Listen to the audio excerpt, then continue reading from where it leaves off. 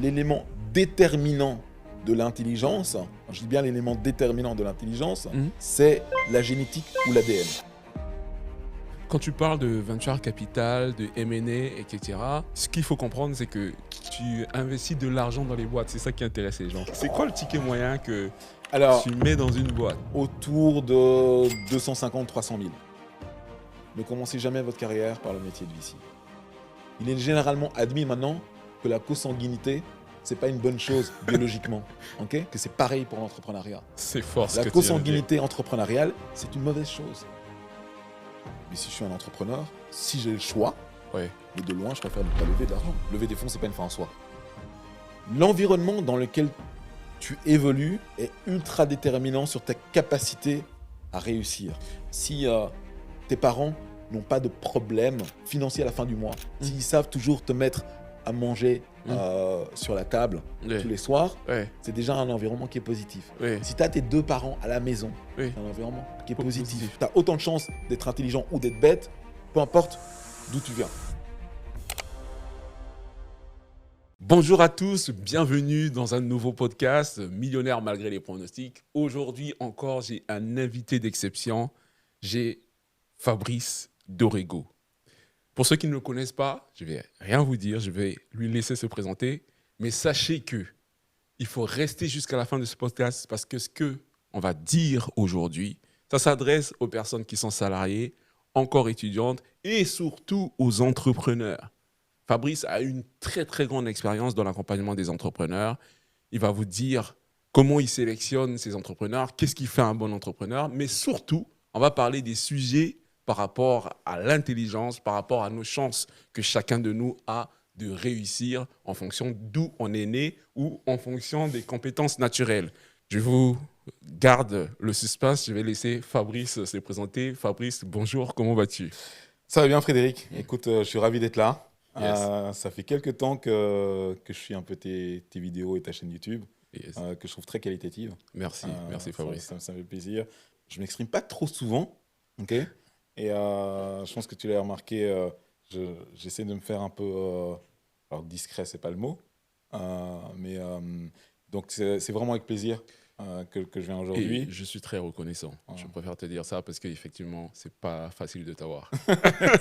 Ah, ça dépend pour qui. Ça dépend pour qui. Merci. Pour toi, ça a été relativement facile, je dirais. Merci. Donc voilà, avec plaisir. Écoute, comment pourrais-je me présenter rapidement? Moi, je suis maintenant un venture capitaliste. Yes. ok. Donc, j'investis dans les startups Yes. au tout début de leur vie. Yes. Ce qu'on appelle tout ce qui est pré-série A. Mm. ok. Je fais ça là maintenant depuis, on va dire full-time, depuis 2 ans et demi. Mm. ok. Avant ça, j'étais essentiellement banquier d'affaires. Ok. Donc, j'ai commencé ma carrière dans les grandes banques d'affaires internationales. J'ai commencé chez Lehman Brothers, qui n'existe plus, Yes. chez Morgan Stanley, chez Crédit Suisse, Wow. et essentiellement dans ce qu'on appelle le M&A, Yes. donc fusion-acquisition. Ensuite, j'ai monté ma propre boutique M&A en me rebasant à Bruxelles, parce qu'à la Yes. base, je suis belge. Ok. Alors, originaire du Togo et du Bénin. ok. Wow. Donc, Les Par- Togolais et les Béninois vont faire du bruit là dans les commentaires. voilà, shoot out à eux. Mais je suis né et j'ai grandi en Belgique. Oui. J'ai fait une première école de commerce là-bas qui s'appelle Solvay. Ouais. Et puis j'ai continué ici à l'ESSEC. Yes. Et c'est après ça que j'ai commencé ma carrière Yes.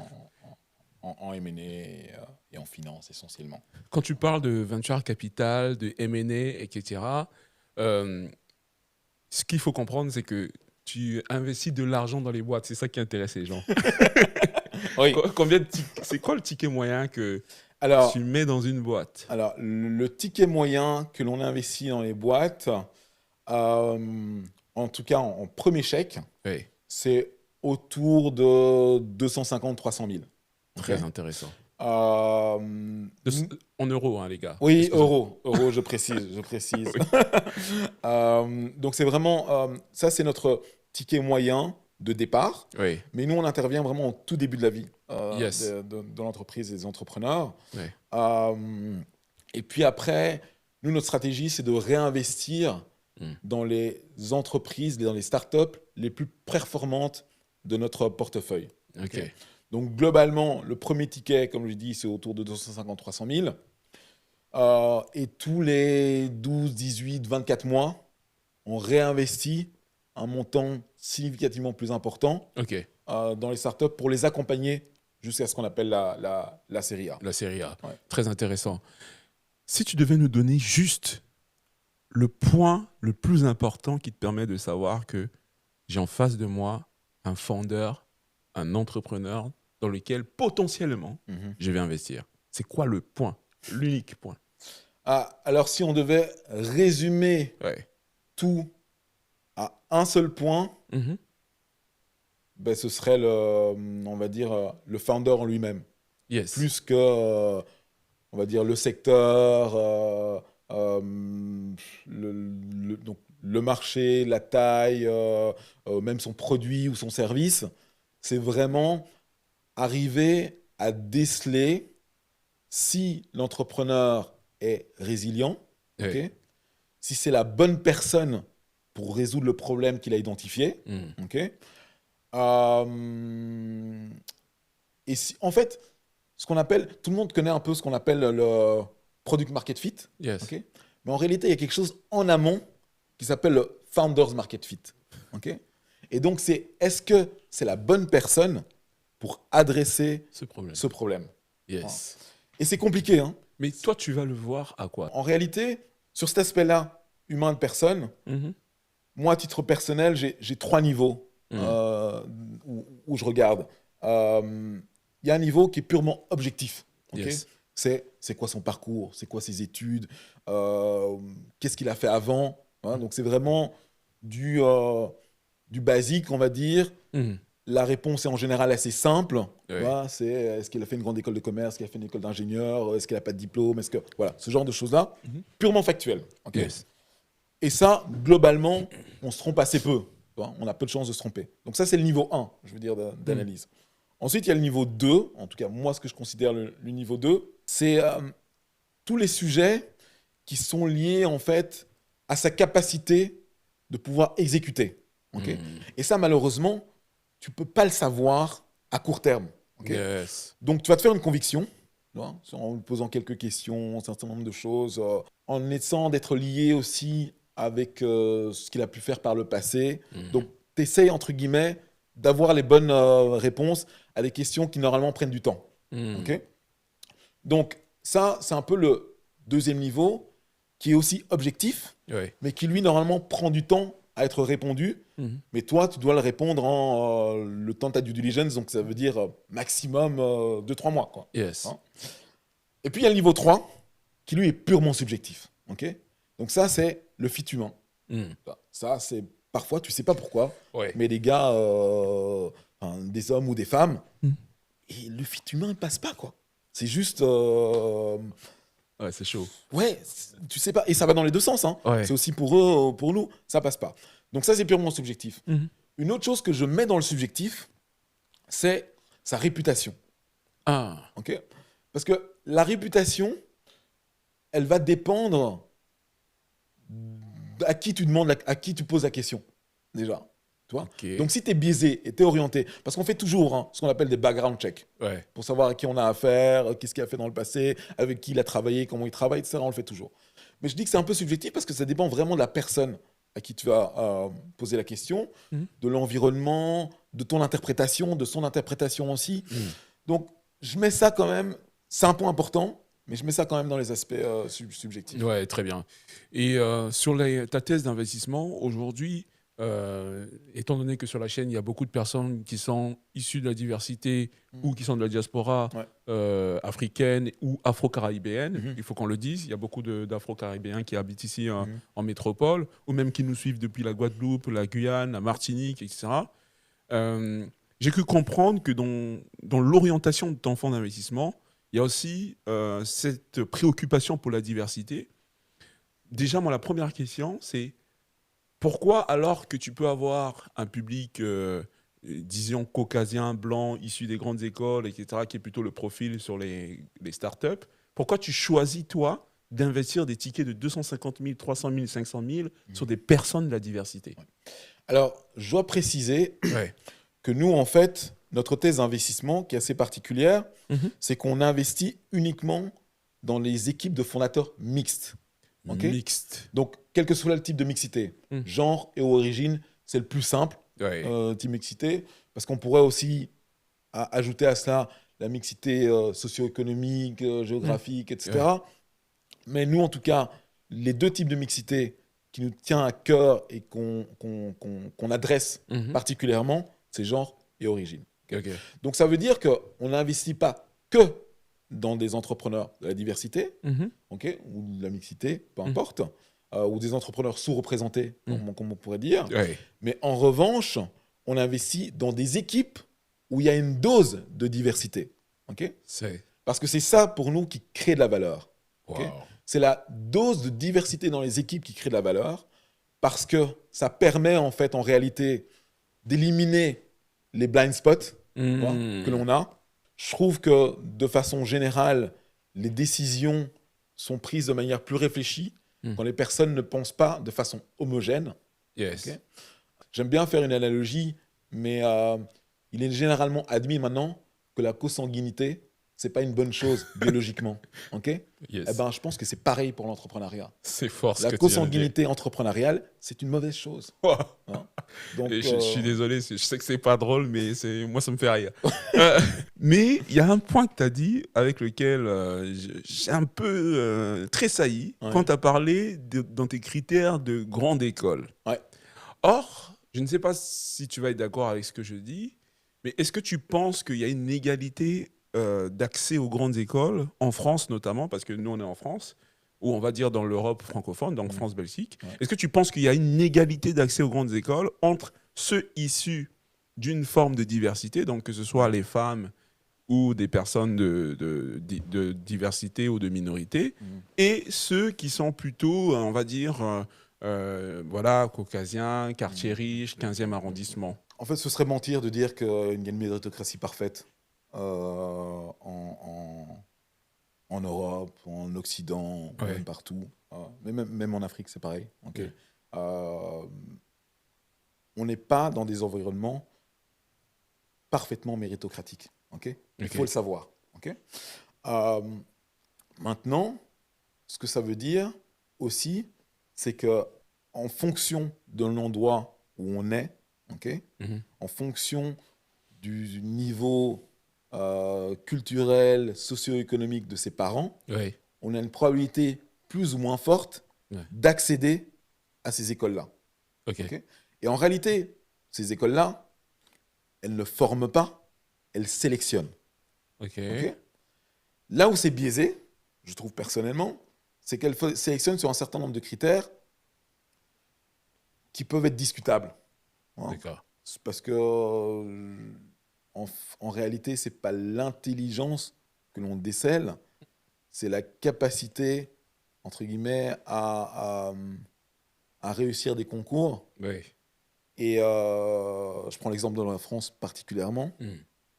Alors, ça ne veut pas dire que ceux qui réussissent les concours ne sont pas des gens intelligents, okay. Mais ça veut dire qu'il y a beaucoup de personnes qui seraient en capacité de réussir ces concours-là si elles avaient eu l'environnement propice okay, pour justement adresser et répondre à ces concours. Mais là où moi, ça me pose un problème intellectuel et essaie de m'éclairer, parce que si déjà l'origine de la personne disqualifie cette personne pour réussir certains concours, de facto, ça disqualifie cette personne pour être éligible pour le type d'investissement. Ah, alors là, surtout pas. J'ai pas été clair. Ouais. Okay.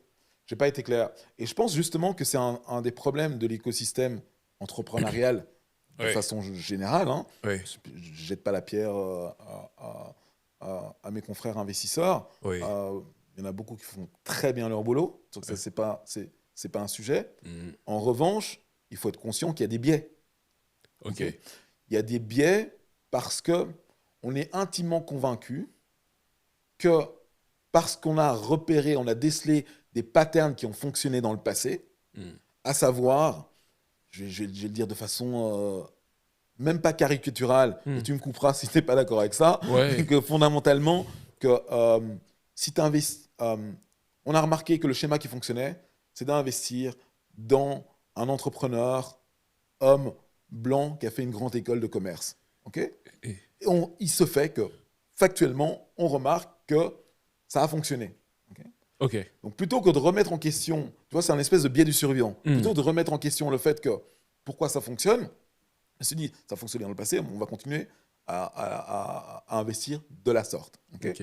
Donc fondamentalement, ce qui se passe, c'est que, et il y en a, hein, il y a certains fonds qui se disent, moi je n'investis que dans les gens qui ont fait soit HEC, soit Polytechnique, soit ESSEC, soit de machin, etc. Et ça, Parce je qu'il y a une comprends pas. probabilité de réussite plus forte.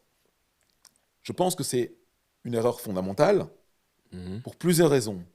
Première raison, c'est qu'en réalité, c'est comme si tu étais sur un terrain de foot, Yes. ok, qui est globalement, le soleil tourne autour de la même façon, ok, il pleut de la même façon sur toute la partie de la pelouse, mais toi, arbitrairement, tu te dis, au lieu de regarder tout le terrain, je vais regarder qu'un mètre carré.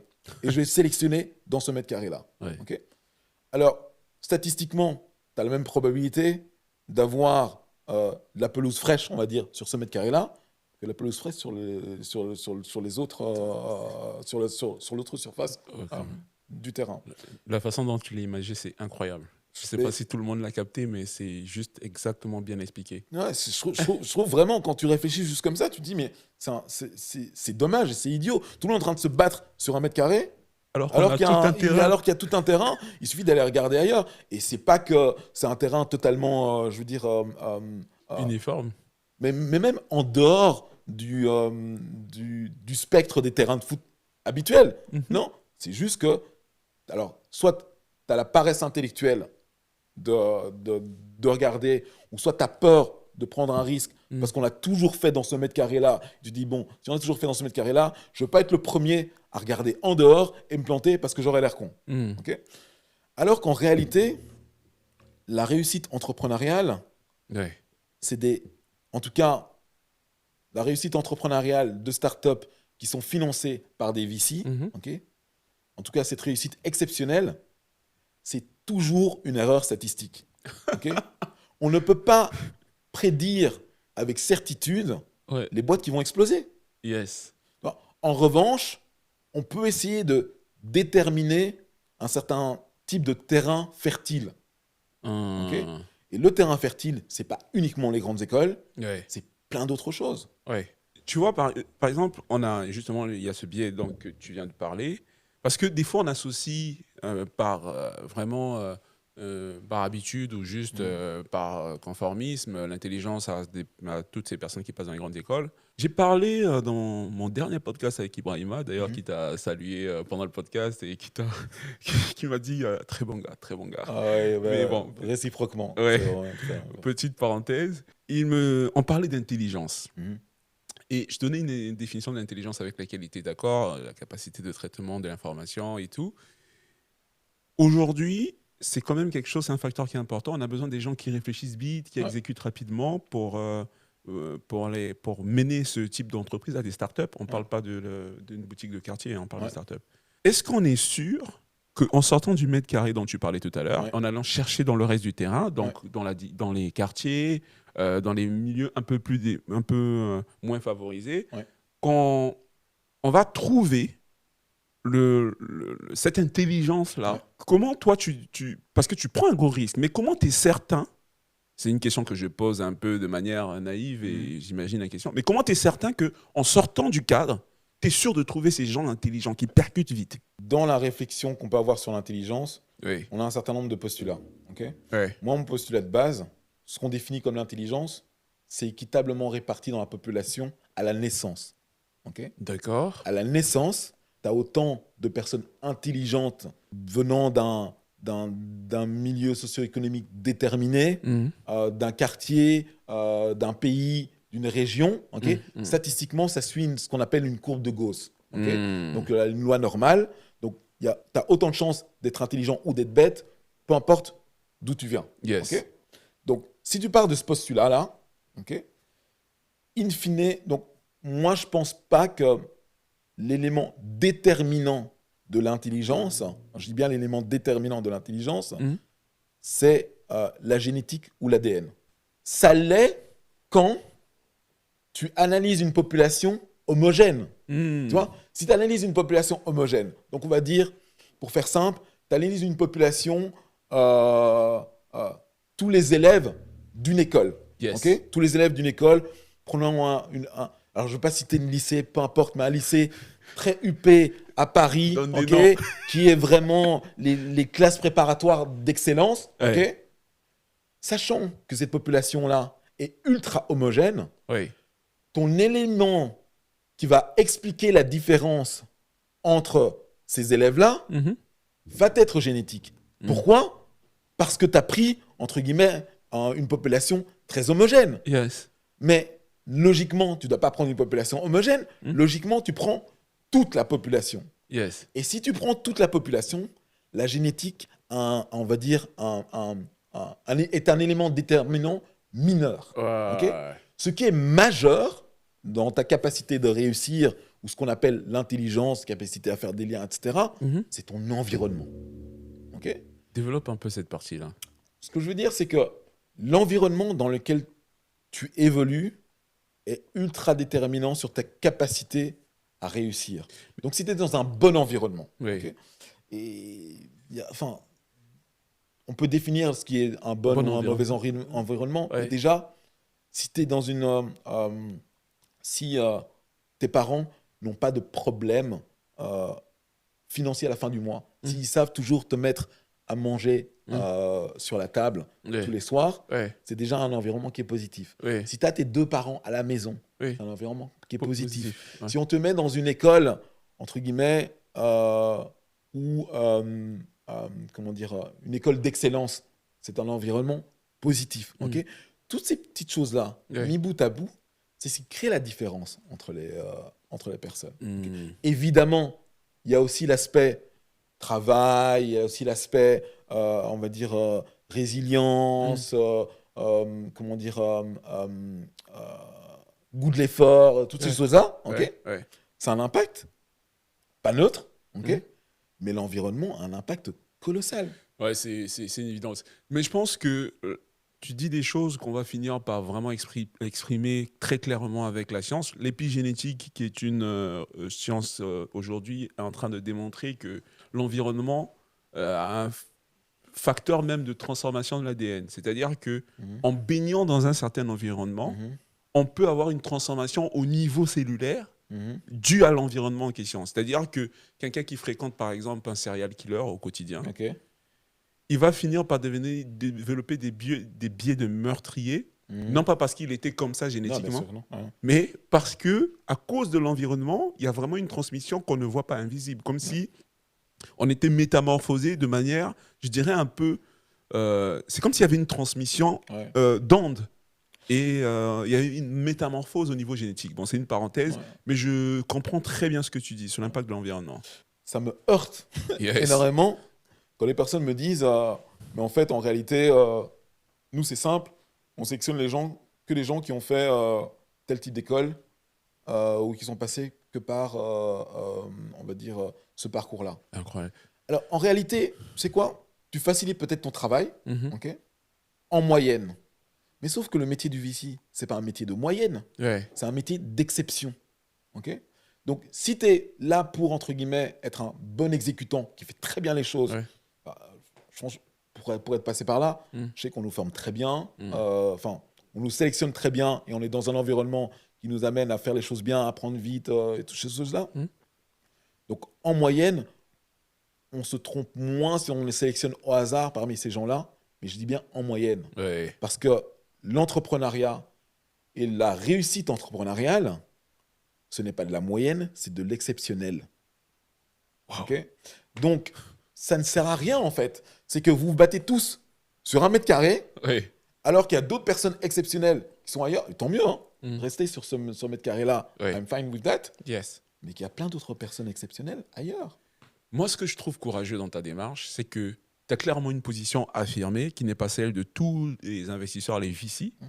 Aujourd'hui, si on regarde sur la place parisienne et même au niveau de l'Europe, est-ce que ce discours-là, tu le tiens lorsque tu tu te trouves à table avec d'autres VC et comment eux, ils le perçoivent? Parce que on doit te trouver comme un genre d'ovni avec tes positions un peu tranchées sur le sujet, non? Écoute, je ne sais pas trop, en toute transparence, Hmm. parce que entre la parole et les actes, il y a souvent une distorsion. Ok. Hmm. Donc, je préfère me baser sur ce que je vois. Ouais. Ok.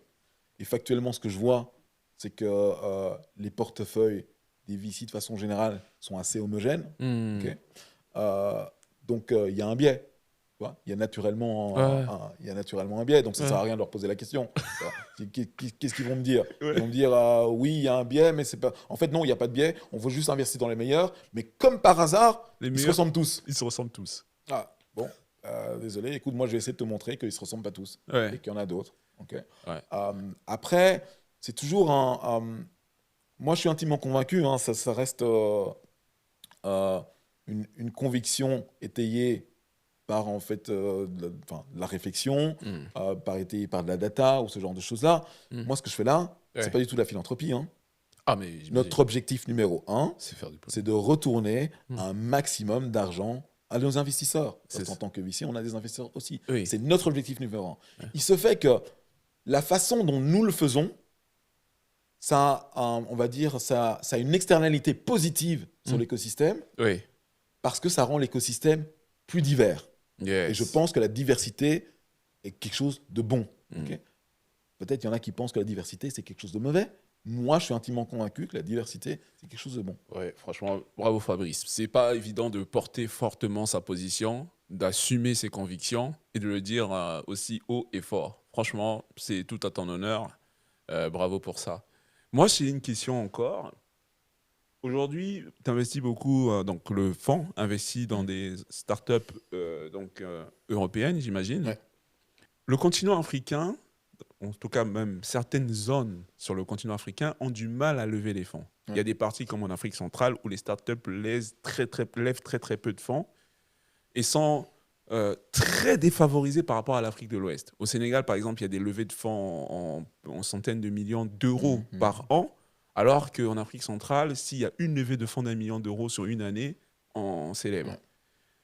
Qu'est-ce qui fait que certaines zones africaines, ou en général, pourquoi c'est plus compliqué pour des fonds d'investissement comme le tien d'aller investir sur des startups en Afrique, alors que c'est là où il y a un potentiel énorme de croissance, très clairement, juste parce qu'on est sur sur des marchés émergents.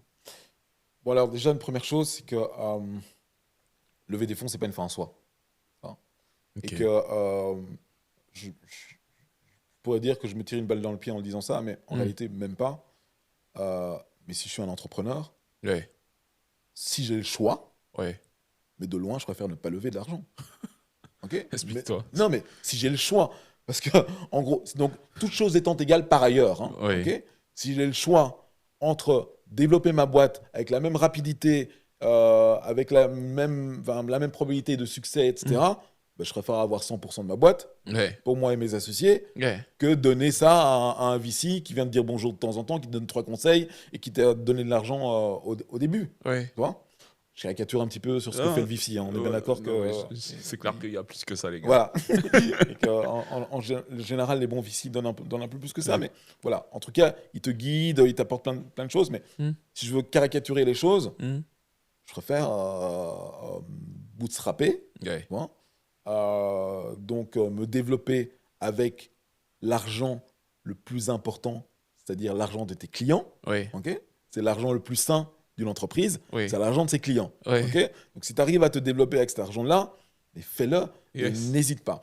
Le fait est que pour certains sujets, c'est quasi obligatoire de lever de l'argent. Ouais. Ok. Parce que soit c'est des sujets très deep tech, ok, donc qui nécessitent de valider un certain nombre d'hypothèses, du développement, ce genre de choses-là, avant d'avoir le premier euro de revenu. Ok. Donc, sauf si tu es très très riche ou issu d'une famille très très riche, ben, tu as besoin de financement pour ça. Ok. Donc, à partir du moment où c'est pas un choix, enfin à partir du moment où tu n'as pas le choix, se pose la question de lever de l'argent. Ok. Lever de l'argent, c'est quelque chose, déjà de un, qui arrive à très peu d'entreprises dans les faits. Ok. C'est un peu, je veux dire, les boîtes qui lèvent de l'argent, c'est un peu la Champions League de l'entrepreneuriat, si je peux permettre cette comparaison. Et du coup, il y a tellement de paramètres qui rentrent en ligne de compte, Ouais.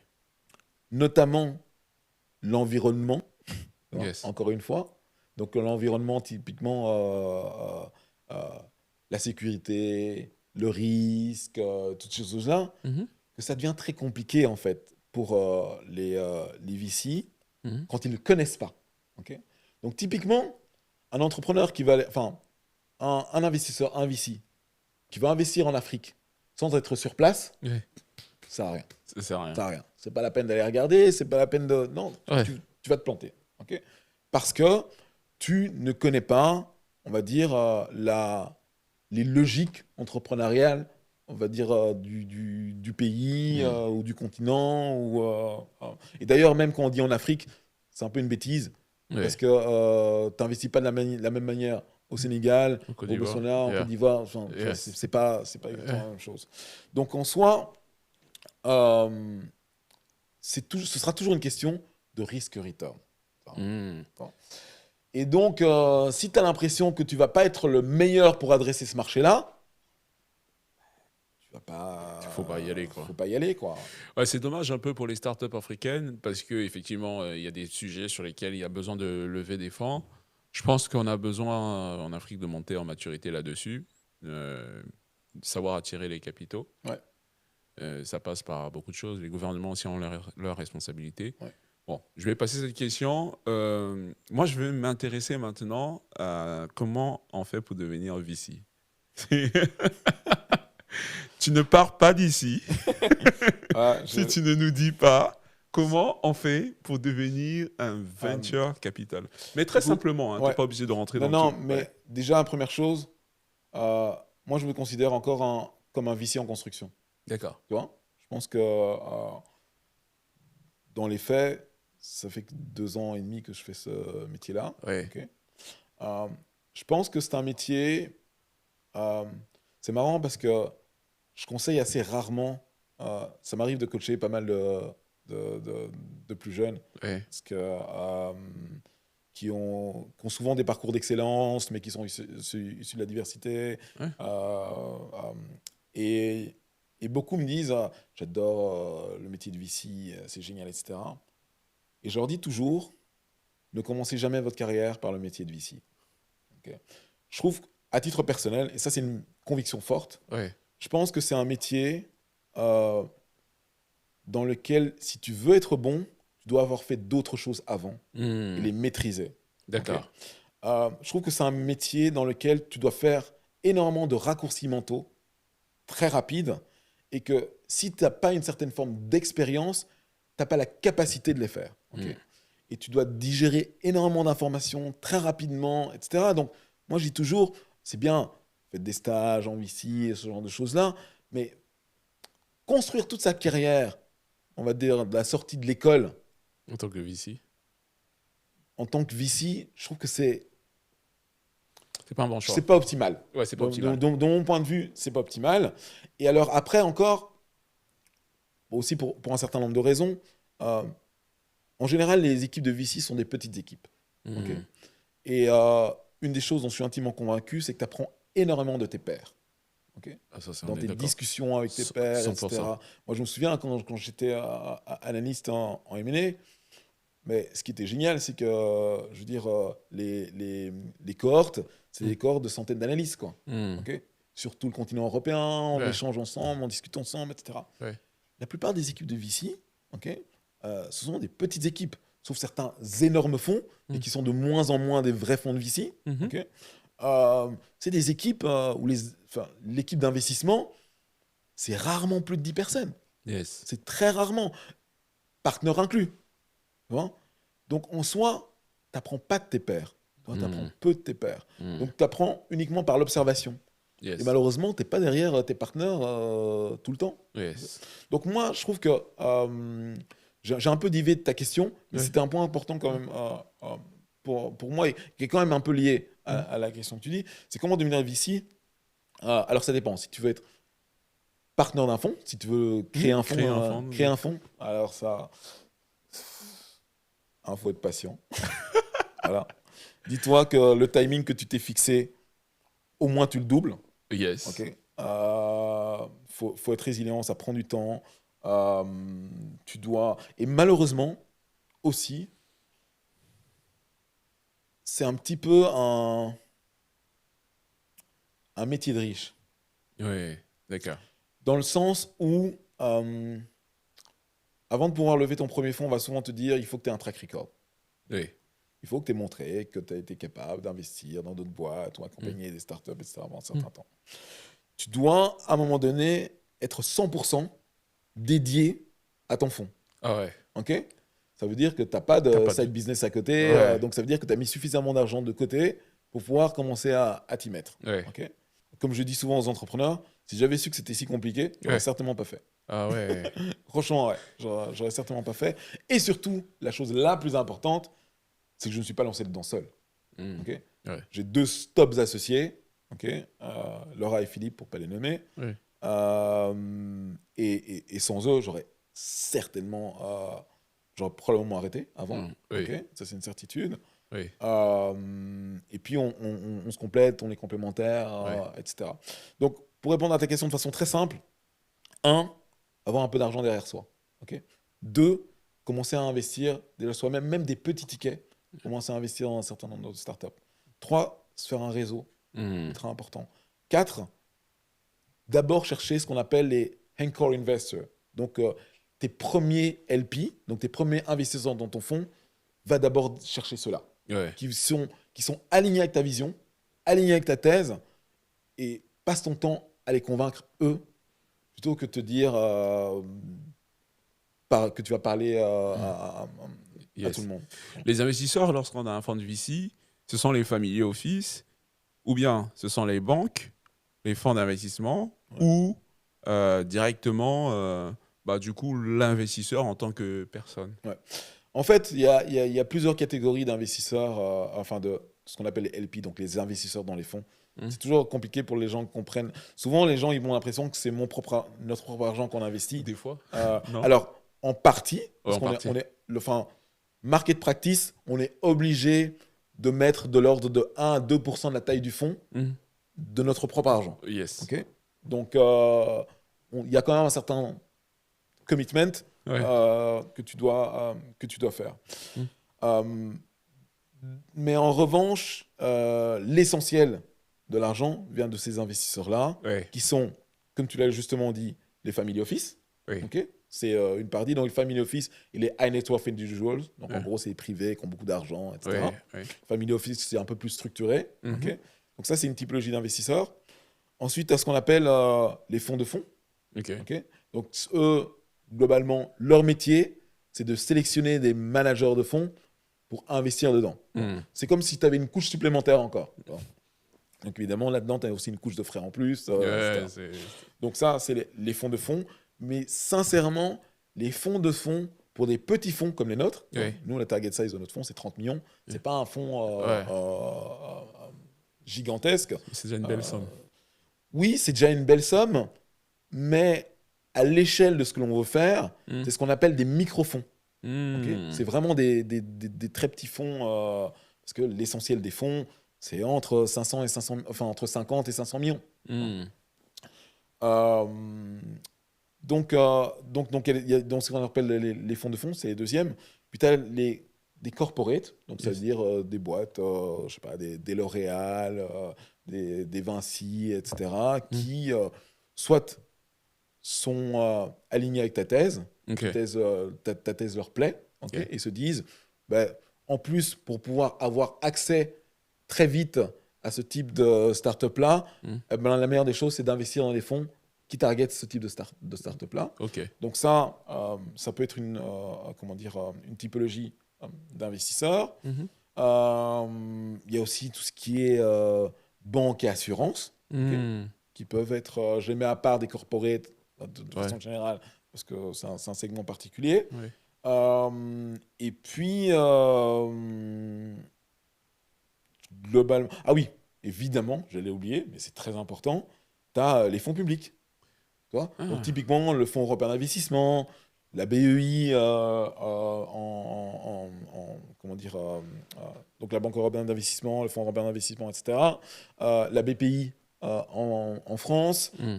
l'équivalent en Belgique, qui est la SFPI, qui est un de nos gros investisseurs aussi, ce qu'on appelle le Anchor Investor. Euh, Ça, c'est vraiment, entre guillemets, la typologie ou le panel d'investisseurs qu'il y a dans des fonds. Maintenant, il faut savoir à quel moment targeter un certain nombre. Mhm. Euh, pour les petits fonds, c'est vrai que les family office et les high net worth individuals font une grosse partie de notre financement. Yes, ok, c'est très très clair. Donc effectivement, c'est un écosystème qui est riche Ouais. et vous allez catalyser tout ça pour investir dans les bonnes startups. Euh, Toi, tu arrives à... Ça te paraît évident d'aller dedans vu ton parcours, Mhm. Morgan Stanley, pardon, et d'autres grosses banques. Est-ce que tu penses que c'est l'un des critères aussi qui te favorise lorsque tu parles à tous ces gros investisseurs? Est-ce que tu as l'impression qu'ils regardent aussi qui tu es? Euh, alors, ils regardent probablement qui je suis, ok? Mhm. Probablement, ça ouvre certaines portes, mais ils regardent surtout l'équipe. Hmm. En fait, moi seul, Ouais. j'aurais pas relevé 1 euro. Ah ouais? Tu penses? Très peu. Alors, je caricature en disant j'aurais pas su lever 1 euro, Ouais. mais très peu. Ce qui fait notre force, c'est la complémentarité de l'équipe. Hmm. C'est parce que dans l'équipe, j'ai un Philippe qui a aussi un parcours académique d'excellence, aussi INSEAD, etc. Travaillé. Mais tu vois, on se complète. Tu vois. Yes. Genre, Philippe, c'est vraiment. Alors, j'ai un peu le rainmaker chez nous. Ouais. C'est lui qui gère tout ce qui est vraiment. Tous les sujets qui sont liés au sales and go-to-market, etc. Ouais. Il l'a fait pour plein de boîtes. Il le Yes. Il maîtrise. maîtrise. Et c'est un sujet très important pour toutes les startups au début de la vie de l'entreprise. Et ça, c'est un truc que nos investisseurs voient, cette complémentarité. Laurent, qui est un parcours, qui est un ingénieur, qui a déjà monté, qui est déjà excité de d'autres startups Hmm. en tant que founder, elle a aussi, je veux dire, elle apporte quelque chose de différent. Donc c'est ce que l'on crée à trois Hmm. qui fait que les gens nous font confiance. Yes, Ok. je comprends. Si j'étais seul, mais je ne pouvais pas faire ça Yes. tout seul. Impossible. Ouais, ok. Très bien. Bah, ça m'a permis de comprendre un tout petit peu comment on devient Fabrice. Voilà, devenez-vous. Devenez-vous. Ça, c'est un très bon conseil. Devenez-vous, les gars. Devenez-vous. Quand je t'entends parler, je me rends compte que des fois, il y a des personnes qui ont des vrais projets, et même ici en Europe, et même partout en Afrique ou dans les Caraïbes, et qui struggle, c'est-à-dire qui galèrent avec l'accès à l'argent, alors que peut-être, et c'est là où j'ai besoin de ton aide, il existe un schéma que lorsque tu le reproduis, tu augmentes tes chances d'accéder à l'argent, à beaucoup d'argent, pour investir dans ton projet. Si tu devais donner un conseil à quelqu'un en lui disant, OK, tu as un projet, tu penses être très, très doué, exécutant, tu exécutes bien, tu veux apporter une innovation ou, je sais pas, juste faire une start-up, quel serait ton meilleur conseil pour que cette personne fasse ce qu'il faut de sorte qu'elle attire l'argent, entre guillemets? Wow. C'est très compliqué comme réponse et je t'avoue que si j'avais la certitude Oui, de la réponse, oui. euh, je serais l'homme le plus riche du monde, quoi. Non, mais parce qu'en réalité, tu vois, je pense que euh, les entrepreneurs qui ont levé le plus rapidement Oui. n'ont pas été ceux qui cherchaient l'argent. D'accord. Tu vois, le problème, c'est que très souvent, on, et à tort, hein, pour plein de raisons, les médias en font partie, tu vois un peu le storytelling qu'on a autour de l'entrepreneuriat, on ne parle que des startups qui ont levé X millions, Mm. avec les fameuses légendes, il a levé dans un ascenseur, un machin, un Mm. truc, etc., en 5 minutes. Ok, il a parlé, il a levé en 5 minutes, la décision s'est prise en 5 minutes, mais ça fait 6 mois qu'il parle avec ce gars-là. Tu vois. Oui, d'accord. Et moi, le premier conseil que je donne aux entrepreneurs, c'est de confronter leurs idées. Ok. Ok. Non pas aux VC, mais aux clients. Ok. D'abord, premier truc, là je parle au niveau de zéro Mhm. de la startup. Hein. Yes. Si tu confrontes tes idées aux gens qui potentiellement vont acheter ton produit ou ton service. Ok. Yes. Étape numéro 1. À partir du moment où tu as un feedback et tu vois que tu résous un réel problème, Mhm. ok, lance-toi-y à fond. Ok. Mhm.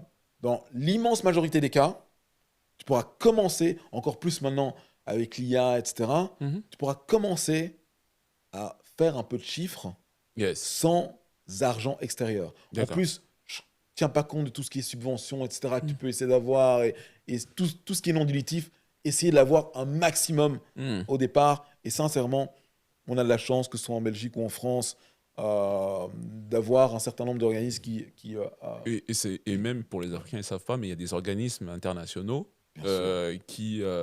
qui donnent de l'argent en disant on te prête, mais à la fin qui ne te réclament pas si tu arrives à avoir les résultats. Ouais, tout à fait. C'est quasiment de l'argent gratuit, on Tout va à dire fait, ça. tout à fait. C'est vraiment c'est de la subvention quoi. C'est de la Donc subvention. tant que tu peux l'avoir, essaye de l'avoir au maximum. Et moi ce que je dis toujours, c'est commencer à discuter. Si vous êtes dans la logique, ok, d'être dans le jeu de je veux lever de l'argent avec des VC, commencez à discuter avec des VC bien en amont de votre levée. Mm. Ok. Juste dire voilà ce que l'on fait. Voilà ce que l'on cherche à résoudre comme problème. Okay. Ouais. Voilà comment on va résoudre ce problème-là. Ouais. Et voilà ce qu'on va faire dans les 6 prochains mois. Okay. Intelligent. En fait, les gens, Ouais. ils ont l'impression qu'un VC, il va investir en toi après que tu lui aies envoyé un email, que tu l'aies vu tu l'aies vu à travers une visio Ouais. et que tu l'as convaincu. Ça, c'est l'extrême fin Ouais. de ce qui se passe. Mais le process, en général, le mec, soit il a entendu parler de toi avant, Ouais. ok, soit il t'a vu évoluer, il te regarde de loin, ou soit c'est même lui qui t'a contacté. Tu sais, si on regarde en réalité, c'est ça qui est un peu dommage. On essaie de changer ça, très honnêtement, mais c'est pas facile. L'essentiel, la grande majorité des investissements d'un VC sont faits suite à une chaude recommandation de quelqu'un de son réseau. Mm. Okay. Plus de 90% des investissements d'un VC, Ouais. c'est pas du inbound. Ah. C'est pas du inbound. Parce que c'est tellement complexe, entre guillemets, il y a tellement de risques que tu te raccroches à ce que tu connais. Ok. Okay. Et tu vas... Alors, il y a quelques rares exceptions. Franchement, des VC, mais qui sont un peu hybrides, tels qu'un Kima Venture ou ce genre de choses-là, qui te font un chèque très rapide. Mais souvent, ce sont plutôt des followers que des... en tout cas, ils ne te mettent pas...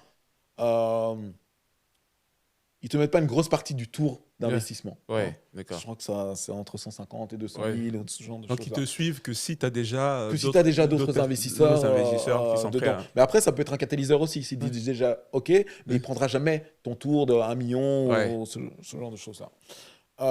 Mais sinon, l'immense majorité, tu dois arriver à faire en sorte qu'il ait confiance en toi, et la confiance, ça prend du temps. C'est aussi simple que ça. Donc, commencez à parler au VC avant. Dites ce que vous faites. Et si vous arrivez à faire ce que vous avez dit, OK, là, vous êtes vous avez déjà doublé vos chances d'y arriver. Vous êtes passé de 2% à 4%. C'est très intéressant. Et donc, si je résume avec une image que tout le monde va comprendre, pour que Fabrice s'intéresse à votre projet, commencez à tourner autour de Fabrice, donc passez par Frédéric, de sorte que je remarque que vous êtes en train de faire quelque chose d'exceptionnel. Comme ça, j'envoie un message à Fabrice. Fabrice, il devrait regarder ce qu'ils sont en train de faire. C'est un peu, c'est imagé, hein, je donne un exemple, mais c'est exactement ça. Tu as tout à fait raison. En revanche, pas juste quand vous avez une idée, quoi. Ouais. Okay. Il faut. C'est pour ça que je dis, il faut délivrer. d'abord, allez parler à vos clients, aux gens à qui vous allez vendre, etc. Et en étape numéro 2, Ouais. vous allez voir comment vous allez chercher l'argent. Mais Ouais. pas à l'inverse. Yes. Franchement, c'était une masterclass que tu viens de délivrer. Ah, Franchement, c'est à vous de voir. Mais là, c'est une pépite. Moi personnellement, j'ai vraiment bien compris la logique dans la tête d'un VC. ouais. Je pense que toute personne qui t'a écouté a vraiment bien compris de cette partie-là et va pouvoir, du coup, se mettre dans les dispositions pour en tout cas augmenter ses chances de lever des fonds. Écoutez, avec plaisir, c'est le Hein? but. Et encore une fois, je répète, hein, la levée de fonds, c'est pas une fin en soi, Yes, c'est un moyen. c'est un moyen. Ok, c'est un moyen. Parmi Et il tant y a d'autres. plein d'autres moyens. Moyen. Ok. Oh, génial, génial, génial.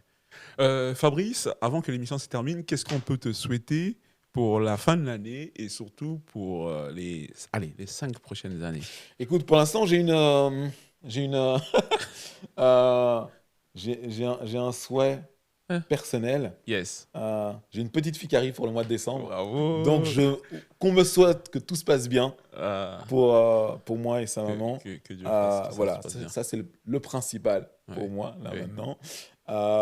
Mais sinon, professionnellement parlant, continuer d'être passionné par ce que je fais. Yes. Ok.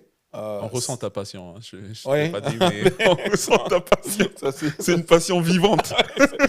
c'est vrai, c'est vrai. Je suis vraiment passionné par ce que je fais. Ouais. Je trouve que c'est un métier magnifique. Ok. Waouh. Si on a la chance de pouvoir le faire, c'est vraiment splendide parce qu'on rencontre toujours des gens brillants.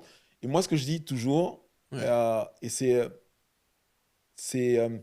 pas du tout une boutade, euh, on investit toujours dans des gens qui en savent plus que nous. Hmm. Bon. Si j'en sais plus qu'un entrepreneur, Yes. ok, sur son sujet, Ouais. pour moi, c'est un red flag.